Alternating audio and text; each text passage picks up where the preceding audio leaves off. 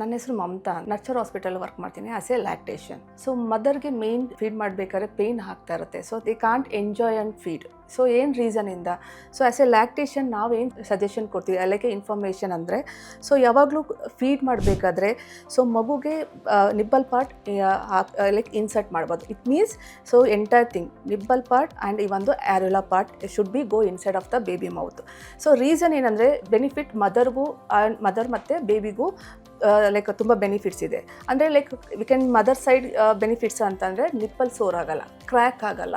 So baby benefits ಅಂದರೆ ಏಕೆಂದರೆ ಮಗುಗೆ ಎಂಟೈರ್ ಥಿಂಗ್ಸ್ ಮಗುಗೆ ಬಾಯಿ ಒಳಗಡೆ ಹಾಕಿದಾಗ nipple part and areola part insert ಮಾಡಿದಾಗ ಅವಾಗೇನು ಅನಿಸುತ್ತೆ, ಕಂಪ್ಲೀಟ್ ಮಿಲ್ಕ್ ಡಕ್ ಅಂತ ಇರುತ್ತೆ end of the areola part. ಆ ಮಿಲ್ಕ್ ಡಕ್ ಕಂಪ್ಲೀಟ್ ಮಗುಗೆ ರೀಚ್ ಆದಾಗ ಎಂಟೈರ್ ಥಿಂಗ್ ಅವಾಗೇನಾಗುತ್ತೆ, ಮಗುಗೆ ರಿಸೀವ್ ಮಾಡೋದು ಎಷ್ಟು ಮದರ್ ಮಿಲ್ಕ್ ಪ್ರೊಡಕ್ಷನ್ ಆಗುತ್ತೆ ಅಷ್ಟು ಮಿಲ್ಕ್ನ ಅವರು ಮಗು ರಿಸೀವ್ ಮಾಡ್ತಾರೆ. ಸೊ ಇದು ಬೆನಿಫಿಟ್ ಮದರ್ ಮತ್ತು ಬೇಬಿ ಕಂಫರ್ಟಬಲ್ ಇರುತ್ತೆ.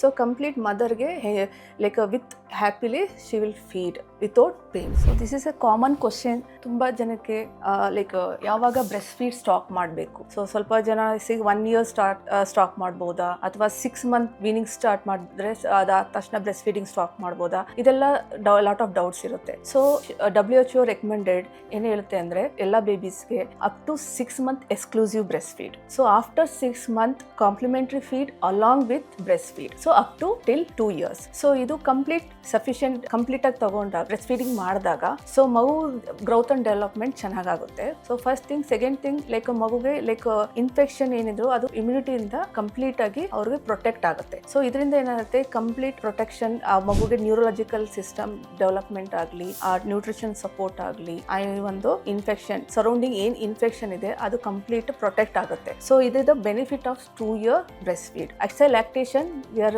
going to strongly recommended up to 2 year breastfeed and 6 month exclusive breastfeed. After that, after 6 month breastfeed along with complementary feed.